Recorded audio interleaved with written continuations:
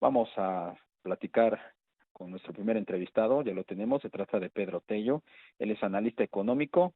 Vamos a charlar con él en torno a la actividad económica que, bueno, desciende 4.4% en enero, además de que la inversión extranjera directa en México también se va para abajo, casi 12%. Y bueno, pues te saludamos con mucho gusto, Pedro. ¿Cómo te va? Buenas tardes. ¿Qué tal? Muy buenas tardes, Darío, Celio, Rogelio y Darío, los saludo con mucho gusto. Gracias, Pedro. Pues malos datos con los que cerramos esta semana, ¿no? Por un lado, la IED, la inversión extranjera directa, pues desciende, y bueno, pues también la actividad económica para abajo. Sí, por supuesto que sí, son, yo diría que dos signos vitales que apuntan en sentido contrario a lo que originalmente se había estimado iba a ocurrir. Lo mismo con la inversión extranjera, pero sobre todo con el desempeño de la actividad económica nacional.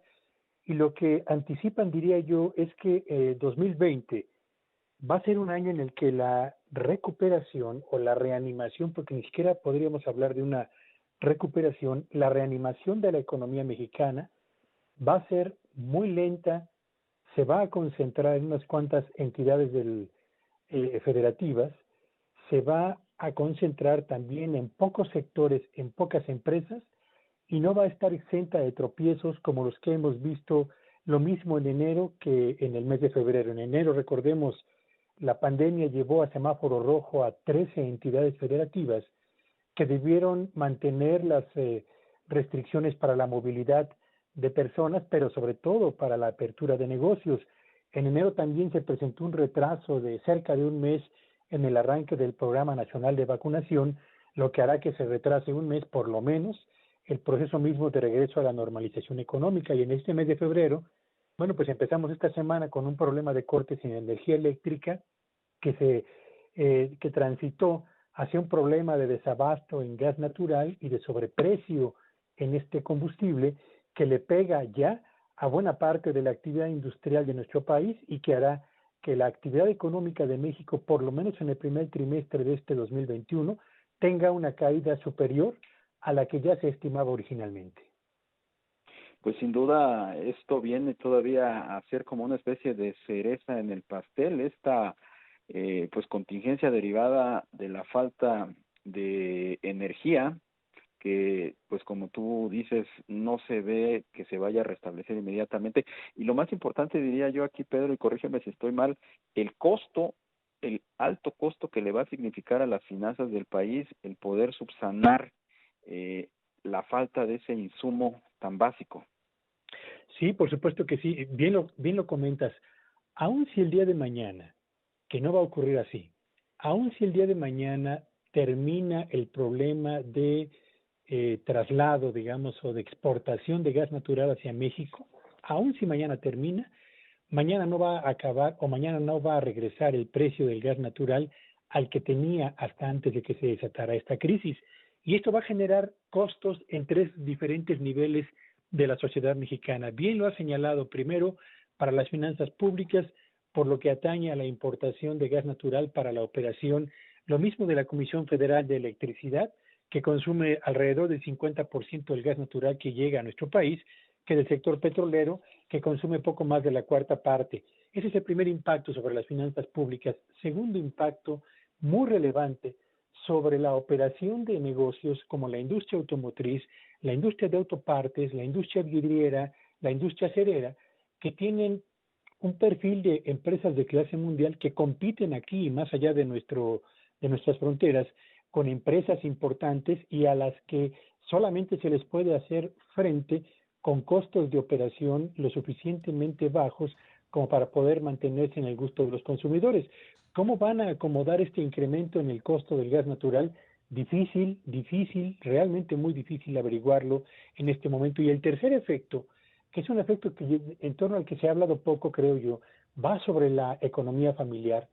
Los millones de familias que en México dependen hoy del gas natural van a enfrentar en su próxima factura un incremento en el costo asociado evidentemente a la condición en la que se encuentra el mercado de gas natural, lo que va a hacer todavía más complicada la disposición de ingresos para la compra de bienes y servicios en hogares que han tenido que soportar, uno, la pérdida del empleo por parte de algunos de sus integrantes, y en aquellos que lo han logrado mantener, incluso el sacrificio de una parte del salario. Así que 3 impactos derivados del alto costo que tiene y tendrá por algún tiempo el precio del gas natural.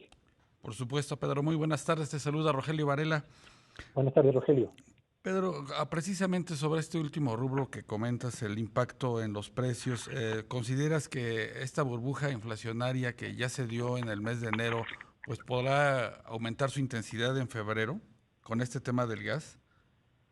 Yo creo que va a tener un impacto directo sobre costos de producción de sectores industriales que son estratégicos en la formación de precios de nuestro país, y le va a pegar directamente, por supuesto, como ya lo comentaba, a la economía de las familias.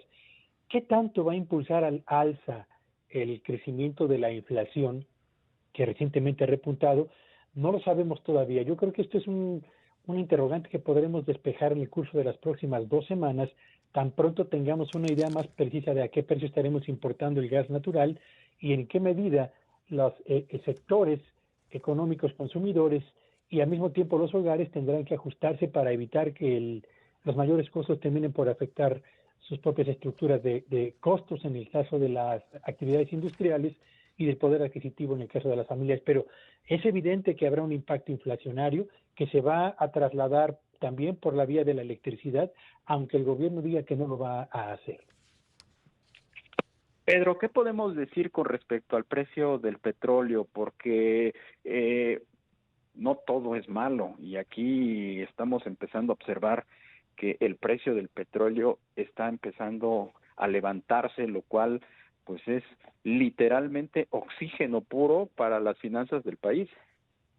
Lo es particularmente para Pemex y para las finanzas públicas, como bien lo ha señalado, y tiene que ver el repunte de los precios del petróleo con el impacto favorable que desató a escala internacional el inicio de todas las campañas de vacunación, particularmente en los países con mayores niveles de desarrollo, que sembró, digamos, la expectativa de una mejoría en el ambiente para los negocios, que evidentemente provocó que las expectativas de una recuperación más rápida de lo que originalmente se había pensado se convirtieran en realidad, y consecuentemente los commodities, y entre ellos el petróleo, han tenido un repunte relevante. Esa es la buena noticia. Favorece las finanzas públicas y favorece, por supuesto, las finanzas de petróleos mexicanos.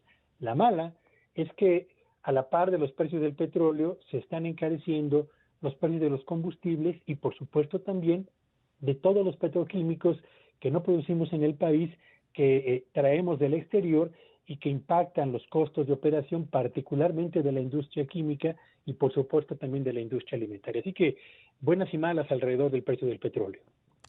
Pero ahora que se conoce este dato del índice oportuno de actividad económica por parte del INEGI en el mes de enero, ¿qué podríamos esperar para el primer trimestre en lo que se refiere al PIB?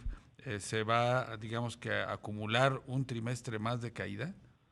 Sí, por supuesto, de eso no hay duda. Yo creo que las estimaciones que originalmente ubicaban la caída de la economía en el primer trimestre de este año en el orden del 3 al 3.5%, yo creo que se van a mover hacia rango que va del 4 al 4.3%, por el impacto que ha tenido en paros técnicos el asunto del gas natural y por todo el tiempo que va a tomar la normalización de actividades una vez que empieza a llegar la molécula a los sectores que la demandan aquí mismo en el territorio nacional.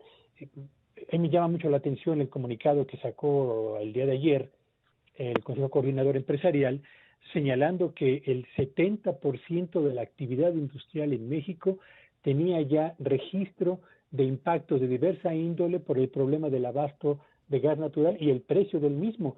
Y bueno, eso indica que la magnitud del efecto en cadena que desató el desabasto de este importante combustible alcanzó a una importante cantidad de la planta productiva nacional, obligando a paros técnicos con todo lo que eso significa en términos de inversión, de costos, de ventas, de cobranza, etcétera, etcétera. Y eso va a generar, por supuesto, que un frenón relevante en el primer trimestre de este año.